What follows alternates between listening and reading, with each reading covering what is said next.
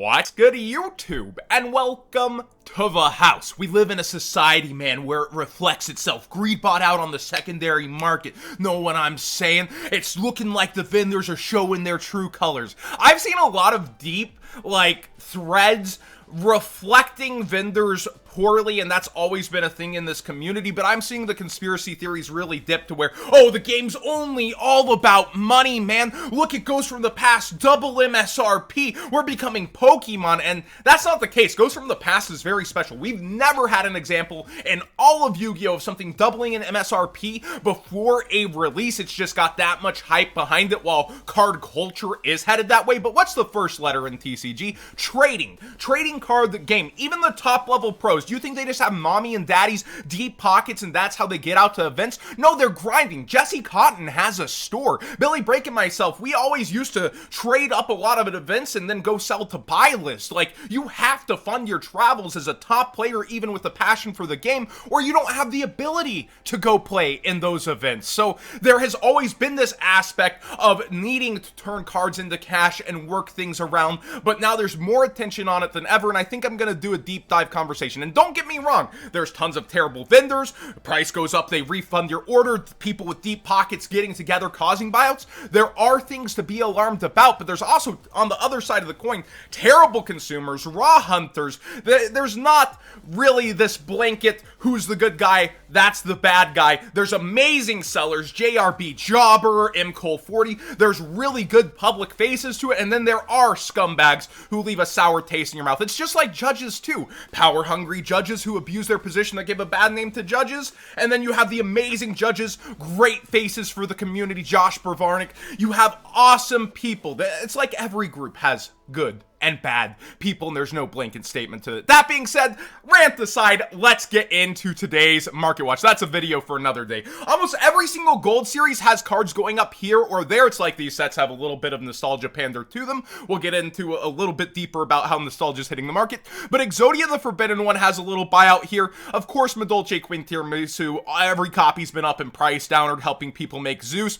Virtual World was the main component of that, but Burning Abyss also does it. It's been up in price for a while. I would almost suggest, though, taking a look at the limbs, but they're getting super low in quantities for certain ones. I think that is a pretty unique set of Exodia, but Exodia doesn't have the best sales rates versus other nostalgia cards, despite having one of the most obliterating crazy moments in the show.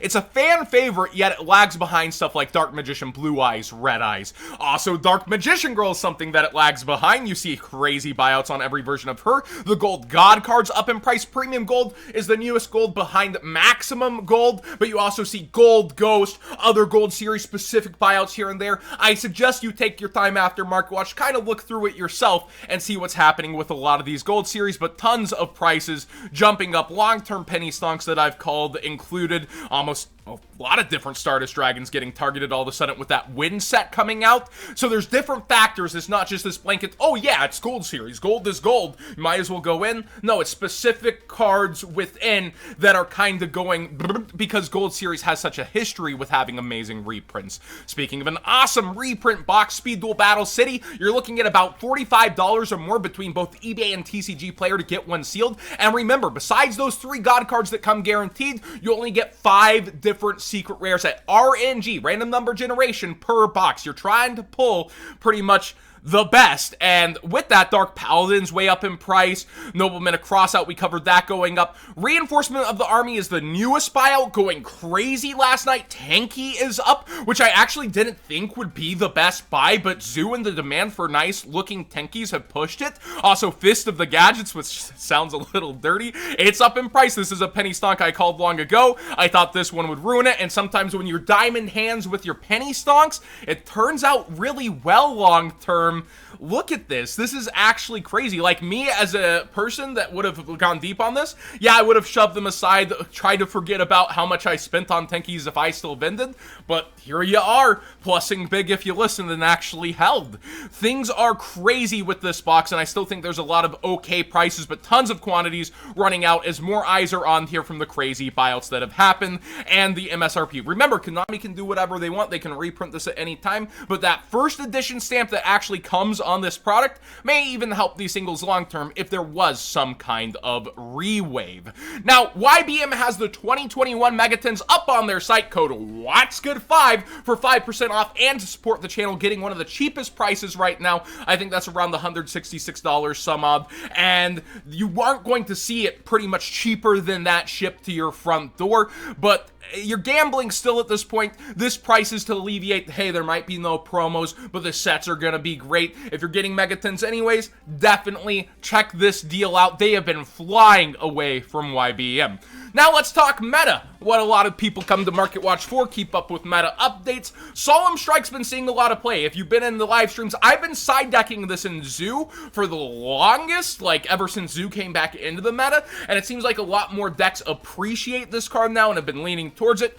All the secret rares low on quantity, up in price. Ultimate rare still ridiculous, over the $200 mark if you actually click it, and the other holographics are up to where the common's about the same price, which tells me if the common is creeping up to what the other hollows are, these hollows will creep up, maybe pushing up these more, depending on the time and amount of play it's seeing in the metagame. What do you guys think of Solemn Strike? Only good when you know you're going first, or is the metagame back and forth enough with these grind decks to validate it? How do you approach this card in the meta? With Zeus, yep, just blowing boards away. Quick Launch has been up in price, and somebody pointed this out. Oh, John, the commons, they're going away. It seems like it's really crazy. And they also pointed out that these are up, well, Guard Dragon got helped instead of hurt on the ban list, or Dragon Link as it were, and this really helps you get into your Dragon Link combos. But I want to point out here, just because there's a low amount of listings doesn't mean you should be too worried every time that something's going to spike up. You can see sellers, Chow Productions, huge amount of copies. So sometimes instead of, oh, there's not many sellers, it's worth a click to peek in to see, well, who has really deep stacks of a certain card that is still selling cheap. Really love to see Chow do work on the market. Starving Venom Fusion Dragon from Invasion Vengeance. It's a cover card, super poly target. It is pretty darn up in price. You see very few copies, and it's basically off the market. Kind of crazy what's happening with him. We see over in a little bit of up value. Live Twin Leela is up to $84, and I think why people might be targeting this is just the continued support that keeps coming for this deck. You have the Halloween one, now the Christmas one, where's the Easter Bunny one? You keep seeing them do cute and further support with the deck, and the chance that it gets broken in when it's already a decent engine, it is there, so I see why people are going after it. And also kind of the phenomenon of Konami actually being in touch with the kids these days. Virtual tuber decks, like they actually get what's going on. Kind of a cool design on top of it, so I see why people are after it. We'll see if that deck can get further results and really impress itself on the meta depending on the support coming out. Speaking of support coming out, Dimer Synthesis gave Chemicritters and Gemini support. Oh boy, which there's only one printing of Catalyst Field, and there's only one printing of all the Chemicritters because they're not in any Megaton, also out of Invasion of Vengeance like Starving Venom. Oh boy, we're buying out the Catalyst Fields. While the card is pretty bonkers, if you read it, you can only activate this card's first and second effects, activate one of these effects, add a Catalyst Field, or add a Burnout and a Chemicritter monster to the hand. So for the archetype it's busted, does it take it into the metagame, rogue, etc.? Time will tell, but it's more so just a case of new support, low amount of printings, let's go money into the market, and without really a second thought, which we see all too much today. And sometimes that's enough for sales rates down the road when the set is actually going to come towards us. Dawn of Majesty, people keep their stacks, secondary buyouts happen, they list theirs a little bit higher and then make some money off of it. Whether it's good or bad, that does tend to happen, doesn't it? Hi, Speedroid Kite Drake. Speaking of new support, I love to do that. Speaking of, you see how I line up the Market Watch? Speedroids slash Wind have support, that kind of stuff. Wind is getting hyped from that Wind Duelist pack coming. Also a Ghost Rare in there. And we see that this Synchro is starting to run off of the market. Super low in quantities, up in price, quickly $5. Might want to get yours sooner than later. This card is actually very, very good. I was just looking at the Mech Knights, and I did notice they're low in quantities overall for an engine that I'm seeing a lot more in Dueling Book rated, high rated. I see people playing this and it impresses me. It does well in this more back and forth format. People might be sleeping on this, and if this is an engine you've put off getting, I might get it sooner than later, especially with how the quantities are going, using that TCG player link in the description down below, costing you nothing extra to support the channel directly for the cards you'd already be buying. Now let's talk collectibles. This one has been coming up in the Discord. Every time I ping, I go, at everyone, please, any changes in the market. This set comes up over and over. Today, somebody was mentioning Nova out of the set getting bought out, and when I'm looking at it, it's worst retro pack as I describe on Market Watch, but it's not just this set that's a worst retro pack that's getting targeted. These sets are pure hits of nostalgia, people wanting their childhood and different versions, and since the most expensive are gone and worst retro pack doesn't sound so bad, people go after this. But it's also Dark Beginning 1, Dark Beginning 2, DR1, DR2, which used to be cheap forever, and then DR4, that household name up there with Retro Pack. You just know it's one of the best sets. Well, these sets too have been going crazy in price. You see these upped market prices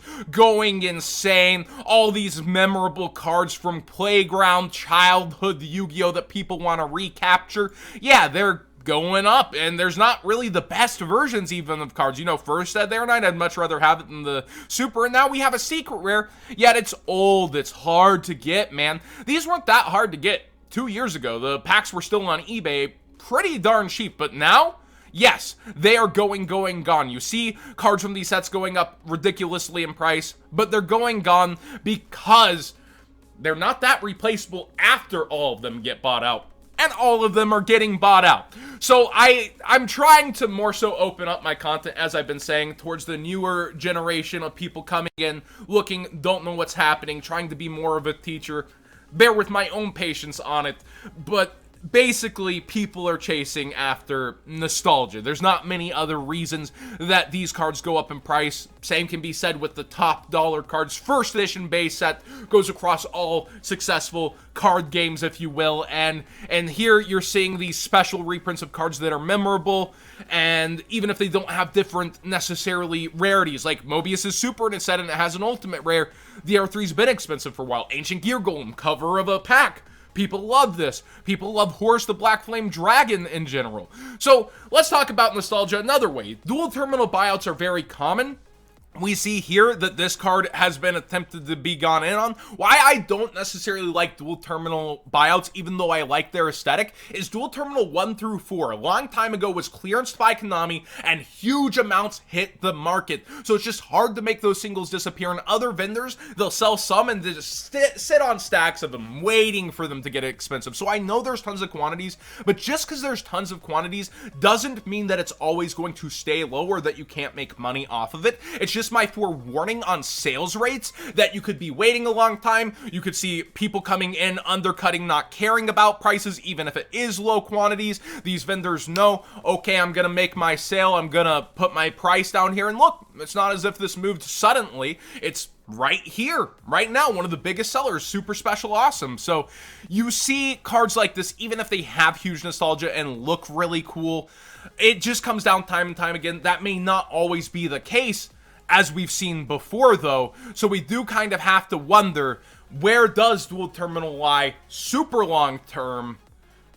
A lot of people remember playing on that dual terminal machine. A lot of people remember putting that dollar in, even if I don't like it necessarily as an investment and I would put my dollars elsewhere. It doesn't mean that it can't pan out depending on how you play it. Speaking of cards that I don't necessarily respect that much, Turbo Pack Book of Moon has a buyout here, as a lot of Book of Moons are getting targeted. It's back to $30, and I say back because it keeps falling down to $18, $15. You see that market price. There's so many other versions, including a nice looking dual terminal, but also a secret rare out of Legendary Collections, too, by the way, 2 different secret rares. You have an ultimate rare now above it, the heralded top champion pack card, Book of Moon super rare. So many nice versions of it. It kind of gets lost in translation. It reminds me of Super 6 Samurai United, where now there's a new super rare and it hurts its potential. But even if there are new versions of cards, sometimes they get bought out and go to the moon. Upstart Goblin has a new super rare. That's not stopping people from buying this version out. It was still sitting around 35, bumps a little towards 50 here or there, comes back down, and now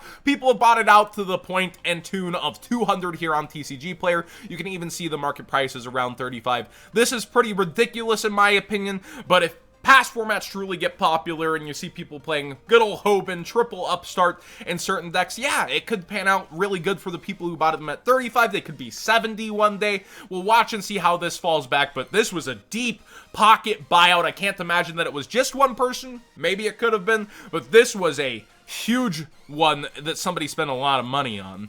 And yeah, just going through Dark Magician Girl and Dark Magician Girl versions, the movie pack one is still up, and this just shows, like, even the newest Dark Magician Girls are getting revolving targeted buyouts. Market price now 20, and people like to grade cards like this. If you can get a 9 or 10, maybe even an 8, it's worth your money to grade stuff like Dark Magician Girls, almost any version of Blue Eyes that's holographic. People are doing that in order to, like, just really get a lot of money, and the money's actually moving on cards like this. People are spending ridiculous amounts on graded slabs. And speaking of Stardust, to end things out, Legendary Collection 5D's Ultra when the original is Ultra. There's so many other options you could have. 6969, say hi to Market Watch. Nice, I guess.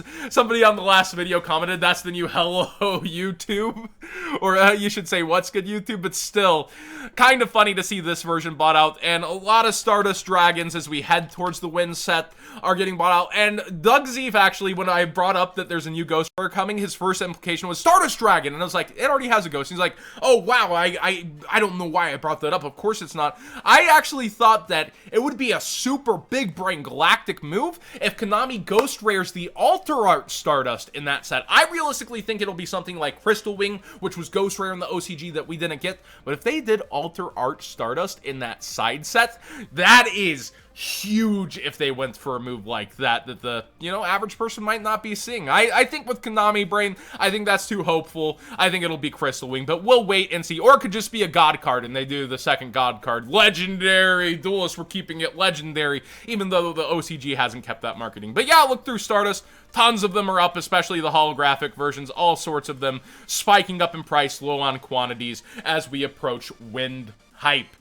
Thank you for watching today's Market Watch. I know these have been running a little bit longer. There's just so much to freaking cover, and I could split these up into multiple videos, but I'm trying to get you the information in your hands as fast as possible and explain it in a timely manner while also appealing to people who are seasoned veteran vendors and newer people who just want to understand what's going on. Please subscribe if you haven't already. Give this video a thumbs up if you enjoyed the conversation, and use that TCG Player link or code WATSGOOD5 to support the channel, benefiting you. Or I understand it's just for the cards you'd already be buying with no direct benefit, but when you take that moment to do that, I rely less on ad revenue, and I love to be rather powered by the players than, say, trying to sell out to an algorithm or something.